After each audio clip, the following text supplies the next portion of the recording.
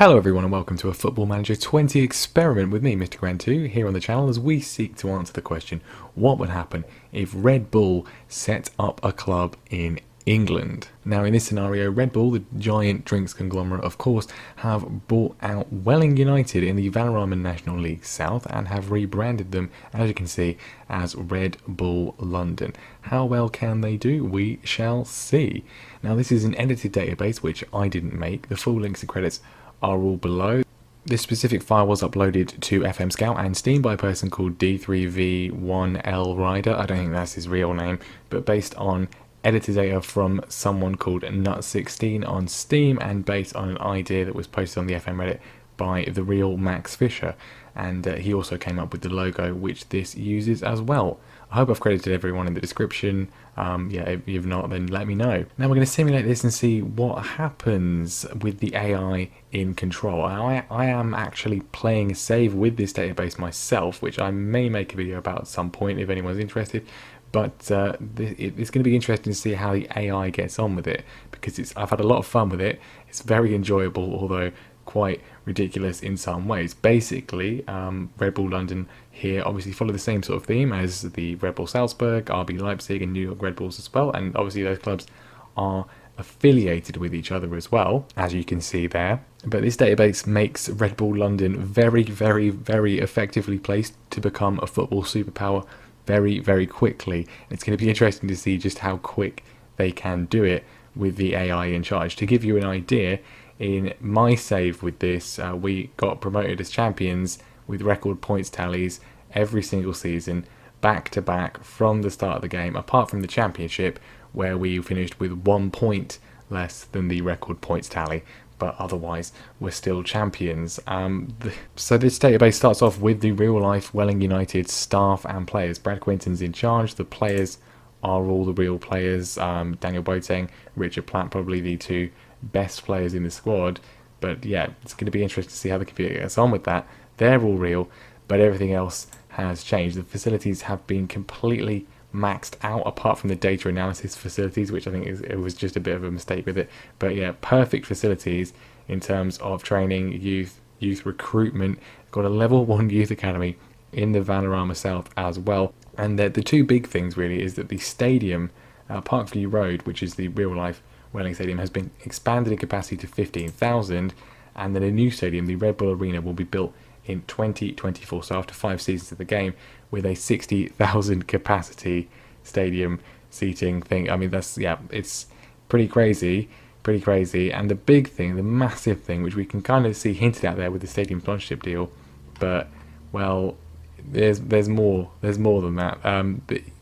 Basically 140 million, 140 million per season roughly in sponsorship that the club receives, in addition to having a front end sugar daddy owner. So the amount of money that you have is not entirely like the other Red Bull clubs, I don't think, quite a bit more than them, but the amount of money you have is pretty ridiculous. In the Vanarama National League, I think had a transfer budget of over 300 million and a wage budget of 4 million a week, which is more money than you're ever going to need to spend in a division where 99% of the transfers are free transfers.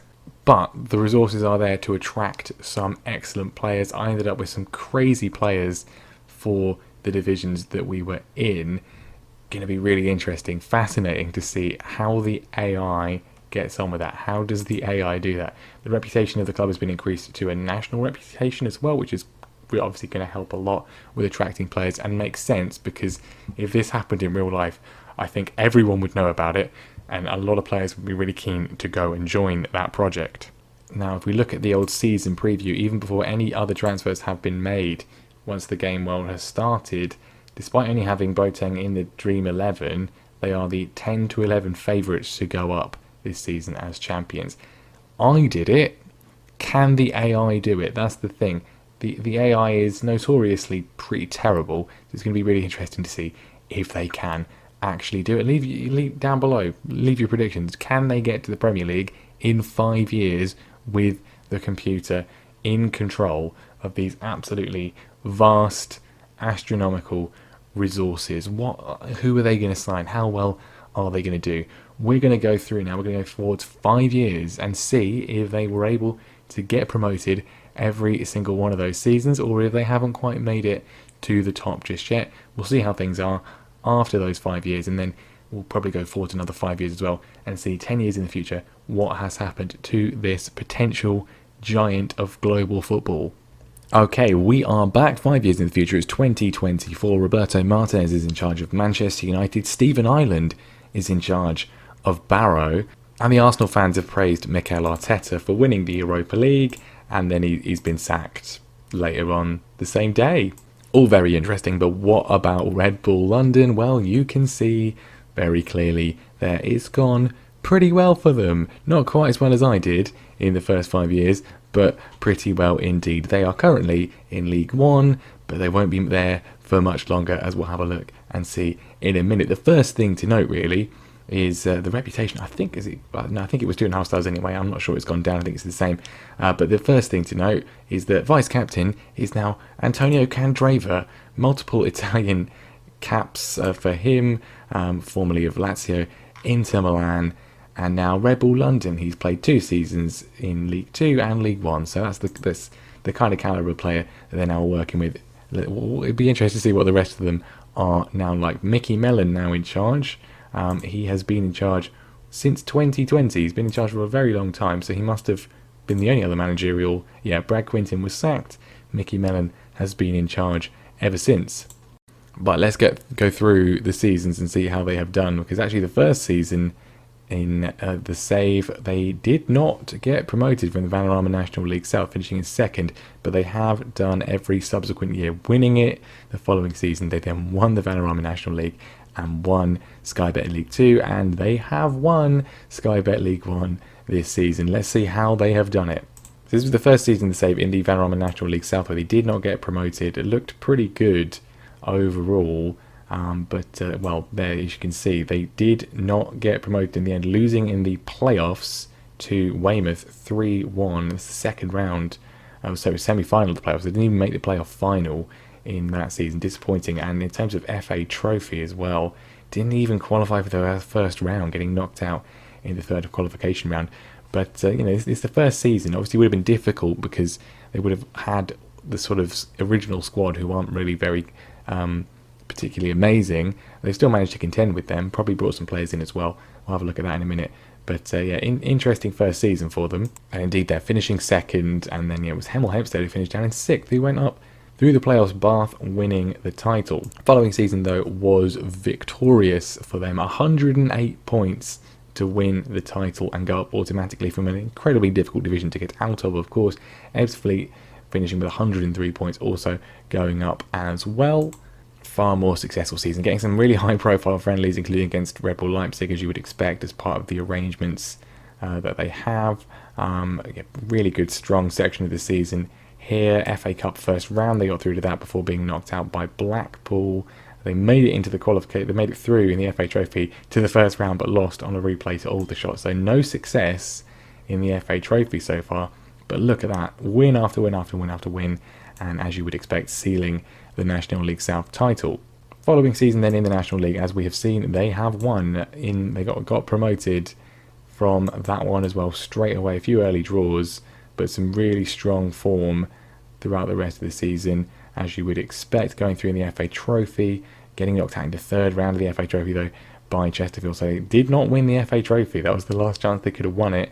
FA Cup got knocked out by Welton as well, but some fantastic performances throughout the entire season to get that one done, get promoted into the Football League for the first time. And it is the first time for the sort of original club as well. Welling United have never made it into the Football League, but they have now through the rebranding under Red Bull London. 95 points, not quite over 100, not quite the record, but still very good indeed. And then the following season, improved performance really to go straight up as champions from League 2. 104 points on the board there, breaking the 100-point mark. Very impressive performance. 75 goals scored, just the 31 conceded. Very impressive return from them as well. Of course, no longer able to enter into the FA Trophy, but can take part in the EFL Cup and the Checker Trade Trophy as well. Went through beat Birmingham 3-2 in the first round of the EFL Cup before being beaten by West Brom, losing in the Trophy group stage. And yeah, they didn't make it out of the EFL Trophy group stage, losing to MK Dons in the first round of the FA Cup. Not having much cup success, but the league, the attritional league,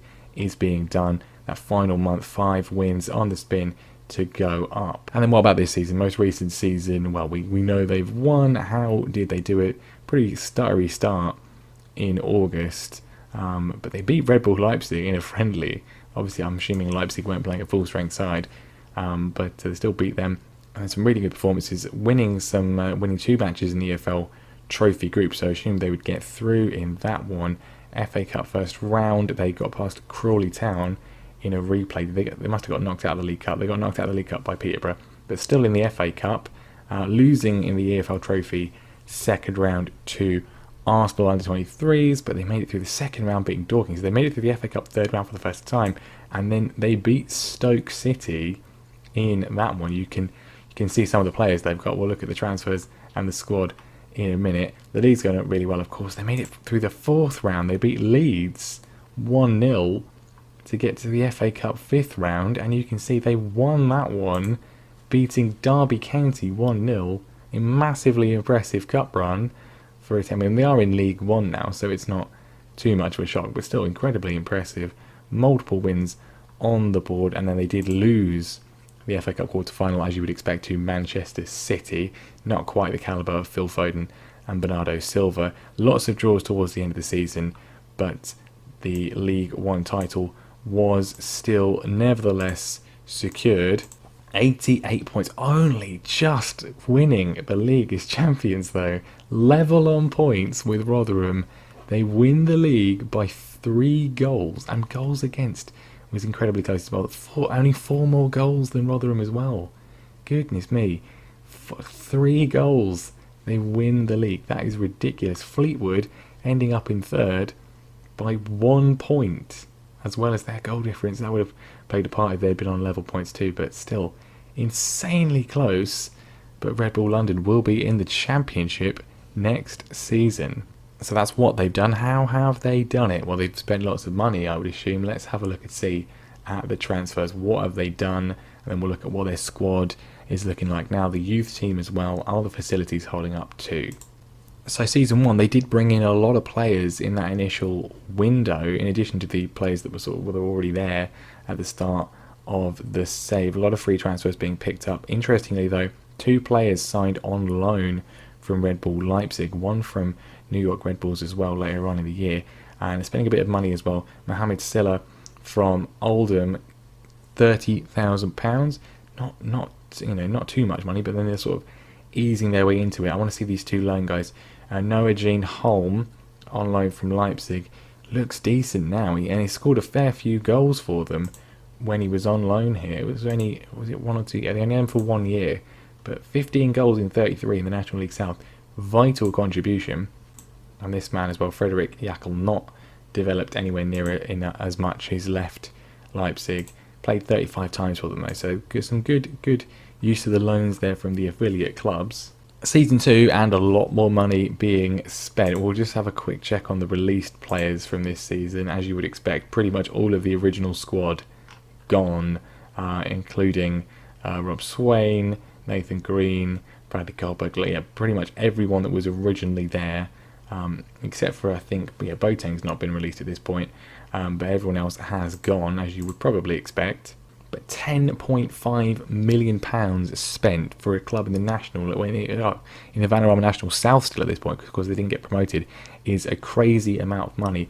The big signing there, £10 million for Henry Lawrence from Chelsea, who has already left the club and joined Middlesbrough, and he's valued at £800,000, so that clearly didn't work out quite as well as they were hoping for. Not particularly, but he can play literally everywhere, can Henry. Jack of all trades, master of none.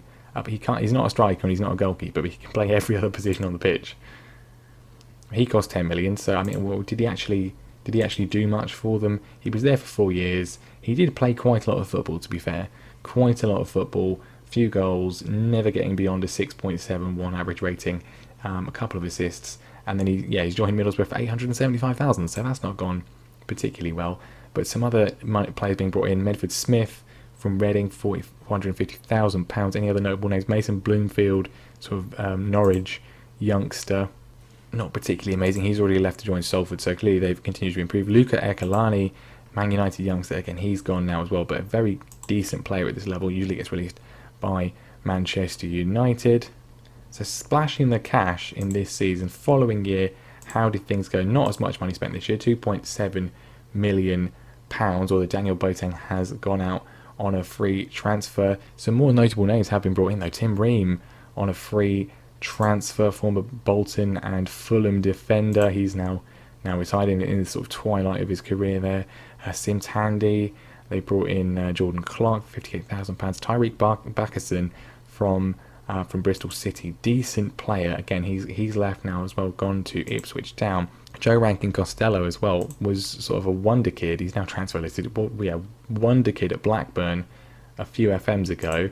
Seems to have fallen off a bit, but £350,000 on him. Norrington Davies, £325,000 from Sheffield United. Is he a regen? No, he's a real player. Pretty decent still at the club as well. The big one though, Morgan Whittaker, £1.9 million from Derby County. He's moved on as well now to Mansfield, but I assume did quite well for them in the time he was there. Yeah, really good for the National League. 25 in 45. Didn't quite do as much in League 2 and he left to join Mansfield Town instead. Right, now we're talking some serious cash. This is the season where they were in League 2, now a league football club, and they are proving it. £28 million spent, 2.7 million brought in, which is interesting. So they sold Backerson after 1 year to Ipswich Town. Ben Ashby, who is a regen, so this is interesting. So regens coming from their academy, obviously perfect facilities in terms of youth recruitment and everything like that. So they're going to get some really good regens through. They're going to attract interest from higher level clubs. Ben Ashby sold to Watford for £2 million.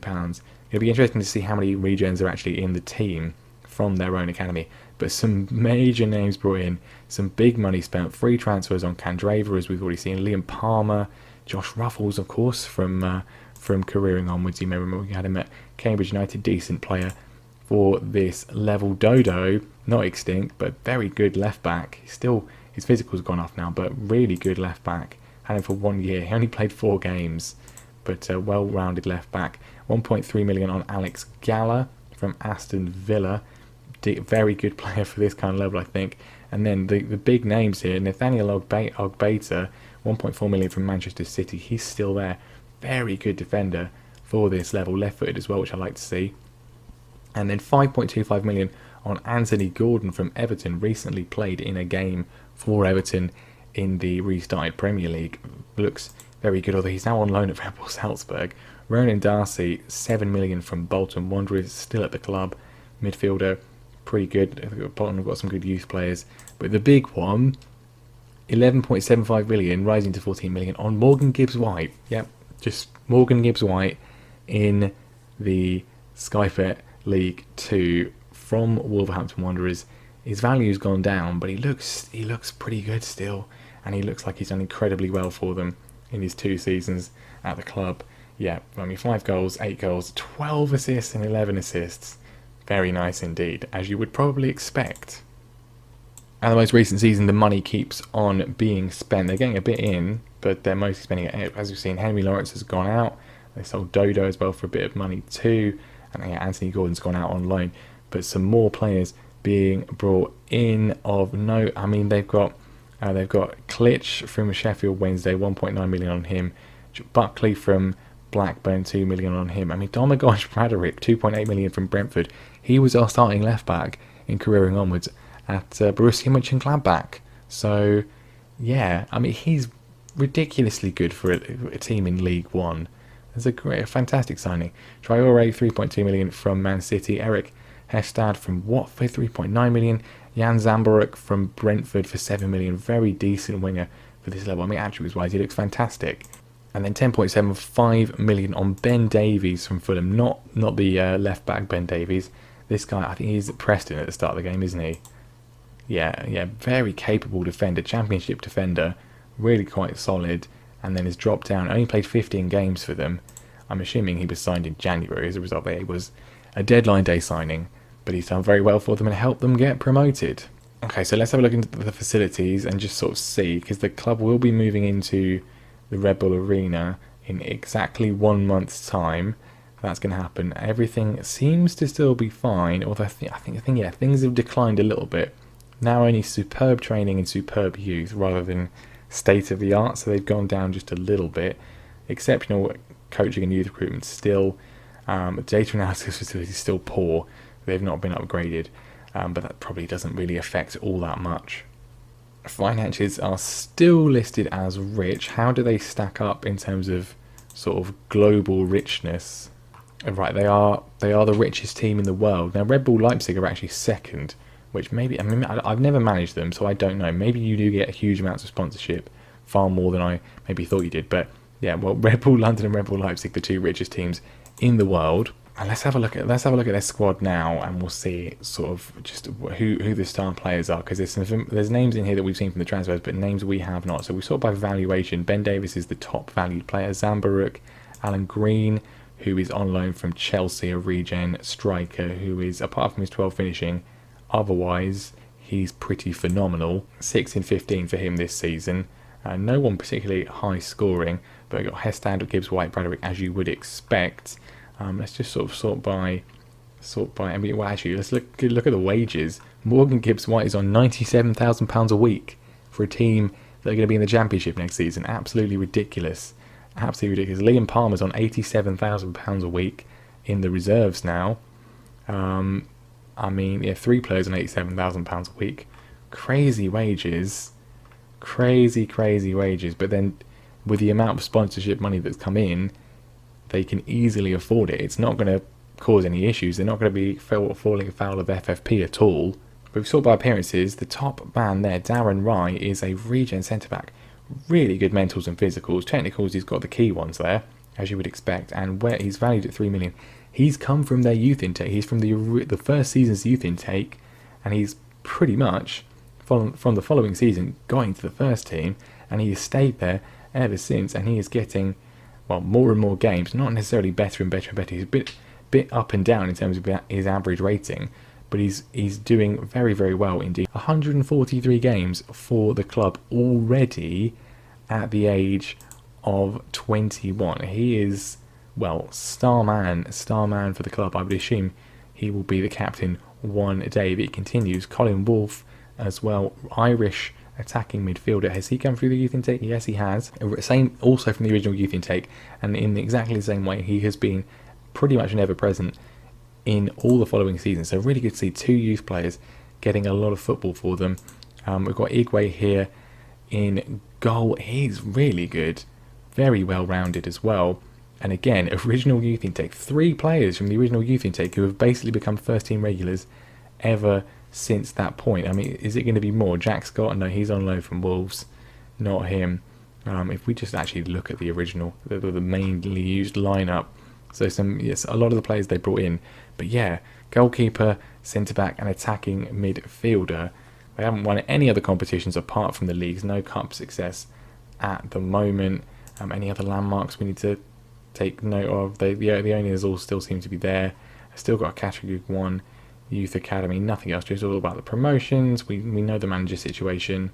A quick check on the records. Most league goals by player. 33 for Morgan Whittaker. He's obviously now gone though. Colin Wolfe, 164 appearances for him since he came through the youth intake. That's really good to see. So it's going extremely well for them. We'll just quick check on the overall best 11. Morgan Whittaker in that one. Other youngsters in there. Igwe's in there. I'm assuming, yeah, Rye's in there as well. And Wolf. So all 3 of the youngsters in the overall team 11, which is really very nice to see. Doesn't look like the owner's going to be looking to leave anytime soon. No legends yet, no icons, and only 2 players in the favourite personnel. Mickey Mellon is in there, and Domagoj Bradwick is in there. So there are 3 guys from the academy who have been there since the first season and broken into the team and continued there. Not even favoured personnel. Seems a bit harsh to me. But there we are. That's 5 years in, and they've made that amount of progress. I think what we're going to do is maybe not go another full 5 years in this part. We'll go probably 2 more years. Let's see if they can get into the Premier League. I think they probably can do it in 2 seasons.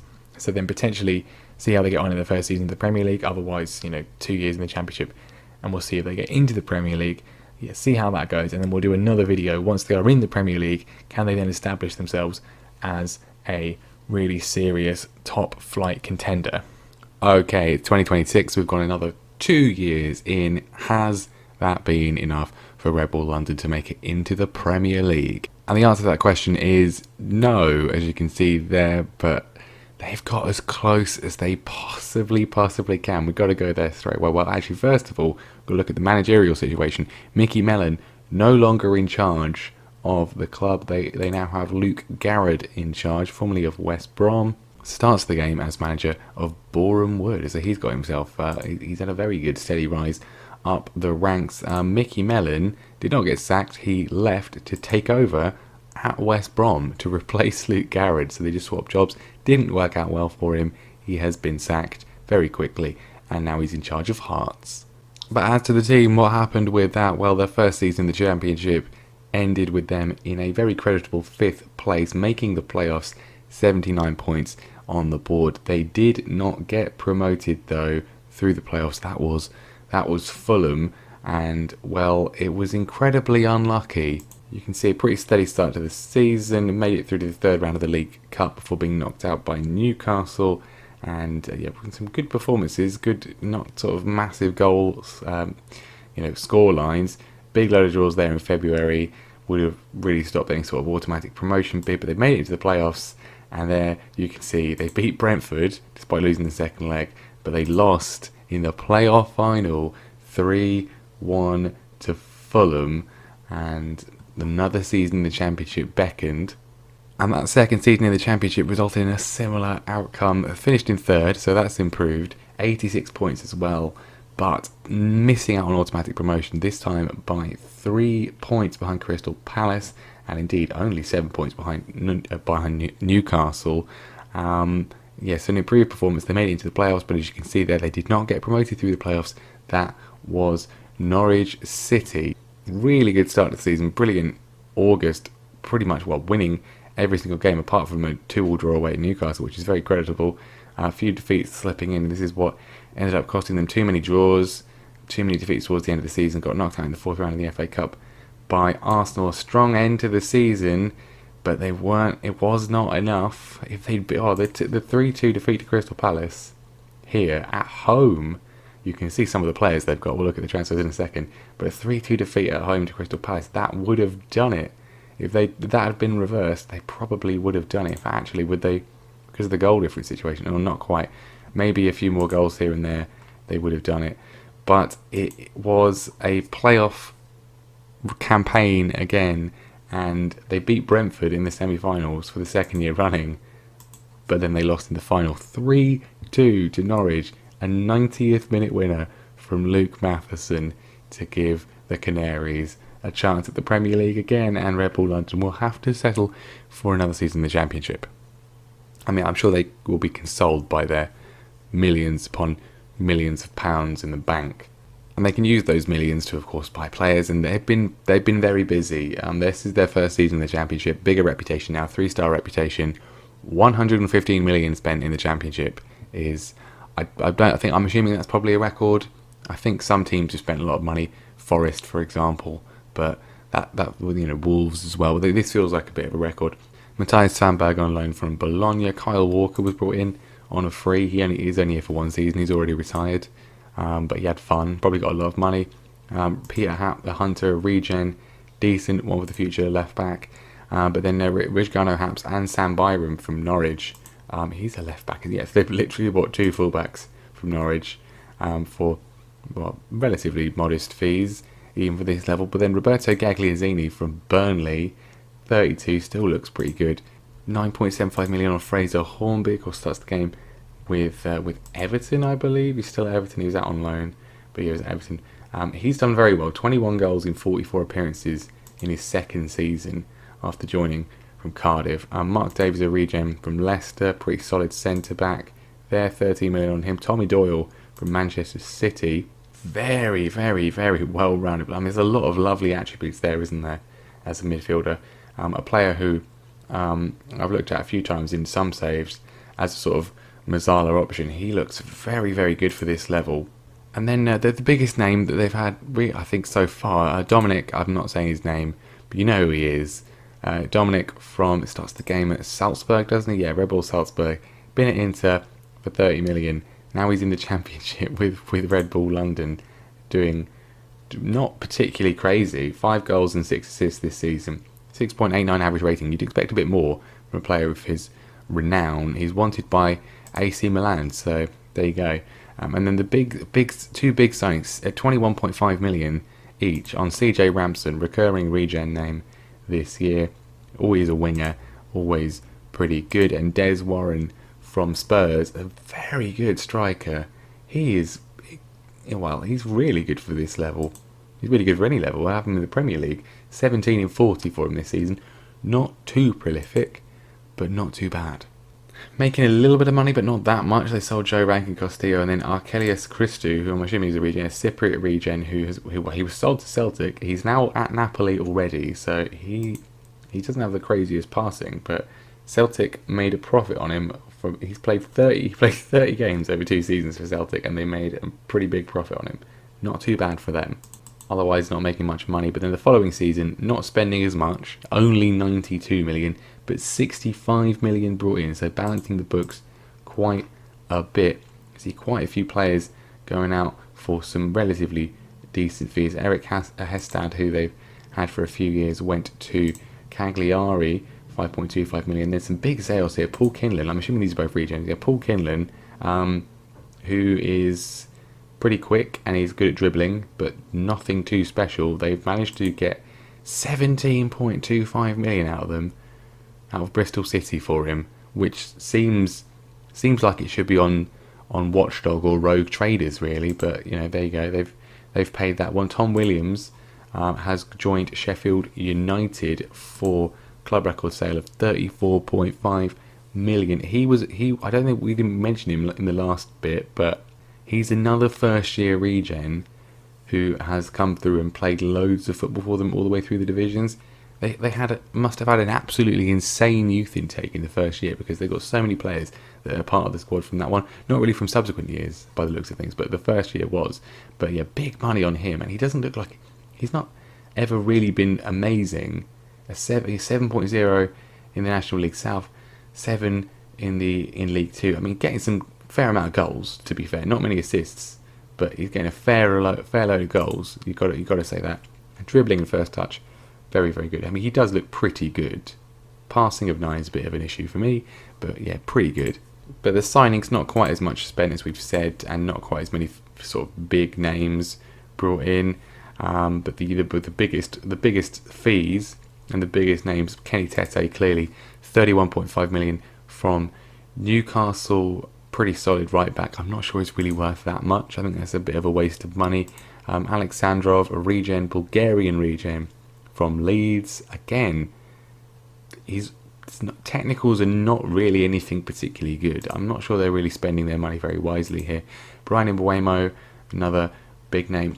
Sort of a very hit and miss in FM this year. I've seen saves where he's been absolutely brilliant, and then whenever I sign him, he's rubbish. And in this one, very average, very, very championship. I mean, they've given Leeds huge amounts of money. Alex Centelles, left back, okay, nothing to write home about. And then Simic here, I mean, yeah, okay, pretty good centre back. So they're spending lots of money. I'm not really sure they're necessarily improving the squad. Let's have a look at the old squad at the moment. Sort by value. Dominic, obviously the highest value player. Tete, Doyle as well. There's Warren in there at 2. Darren Rice still there, still starting. We sort of by appearances. Doyle's made the most appearances. Simic's been playing. They're playing 3 at the back, by the looks of things. Yeah, Simic, Davies, and Wright all playing in a 3 at the back system. There we go, with the wing backs. I mean, you got to give him credit for that. Well done. But yeah, Darren Rice still there. He's mentally very, very good. Physically very good. Technicals not super amazing, although he does have all the key ones that you would want for a defender, and 220 appearances for him in his career so far. A true Red Bull legend. Is he even? Have they acknowledged that one? No, he's not. He's not. He's been with them since the first season. Mickey Mellon is the only person in this as a favoured personnel. He walked out on them to go to West Brom. I think Darren Wright, at the very least, should be considered favoured personnel. Seems a bit harsh to me, but there we go. What do I know? Goals: Fraser Hornby, top goal scorer of the most recent season. Des Warren getting on the actors as well. Jan Zambaruk, 2. Colin Wolfe. So some familiar names doing pretty well. But Dominic's wanted by AC Milan. Morgan Gibbs-White wanted by Sheffield United. He's obviously been there for quite a bit of a while now. Average rating, not great. Only 3 players averaging over a 7. One of them was Adrian Lee, who is on loan at New York Red Bulls Academy, so he doesn't count. And then Des Warren and Fraser Hornby, the only 2 players really particularly excelling themselves. And they've got some decent players here, some very good players as well. And they're just kind of not really gelling. And I think maybe part of the issue is the manager, because Luke Garrett is, with respect, he's not necessarily the highest level manager. I mean, he's done very well for himself in his career, but he's not the highest level. Maybe they need someone a bit more sort of experienced to sort of get them over the line, get them out of the Championship, get them into the Premier League. Facilities are all the same as you would expect. They've moved into the new stadium, the Red Bull Arena, 60,000 seats, and have they been filling that one out particularly? Let's just have a look at. This is the most recent season. Let's have a look. Huddersfield, first time game of the season, 8,000 in attendance. That's not too many. Any sort of derbies, sort of London derbies, particularly, I mean, Brentford maybe at home, 14,000 for that one. QPR, 15,000. Okay, so they're getting a pretty big crowd in for that one. I mean, to be fair, they come up from the Vanarama South, they're not going to instantly have 60,000 fans. That would be ridiculous. Leeds towards the end of the season, 13,000. So yeah, to be fair, not too bad. And 22,000 for the home playoff semi-final leg against Brentford. So I think it's not too much of an issue. No trophies have been won. As you would expect, they're in the Championship. They're not going to win the FA Cup or the League Cup anytime soon, I don't think. And that 3rd place in the Championship in the most recent season is their highest finish to date. It's been quite interesting seeing this, because it's sort of they've flown through the lower divisions, but then now the Championship is difficult to get out of, and they've found themselves a little bit stuck. They've got to spend a lot of money. They've got a decent squad, but it's just sort of they're lacking a bit of quality, consistency, and tactical nous, which may well come from the manager. If we look at the old job security, I doubt he's in danger of being sacked. No, I'm going to assume he's at the very, very least considered stable. Where are we? Yeah, there you go. Right, yeah, stable. So he's not going to be sacked anytime soon. He's going to be given the chance. It'd be interesting to see what they do this summer to push them into the Premier League. Finances are still considered rich. I'm not got the in-game editor, obviously, so I don't know. Can't check in on the full things there. But the original board are still in charge. Matthew Boone is the default chairman at the start of the game for this database, so he's still there. So they've not sold the club. Everyone is still fine. Any interesting staff members? Chris Kirkland is a goalkeeping coach. That's about it, really. That's about it. Dean Holden's the assistant manager too. That's about it. But yeah, no. So they just need to push on a little bit. But we will find out what happens next time. We're going to leave it there for now. It would have been nice if they got into the Premier League, but we've gone 7 years. I know I said it would be 10, but we've gone 7 years. We've seen quite a lot of progress. Next time we will come back for a second part, and we will go probably about 5 years in. We'll see whether they have made it to the Premier League and what they've done. Then we'll go another 5 years after that or something like that. But thank you very much for watching. Leave a like if you enjoyed it. Make sure you subscribe as well so you don't miss the second part, and make sure you check out the regular series on the channel as well. Thank you very much for watching, and I'll see you next time.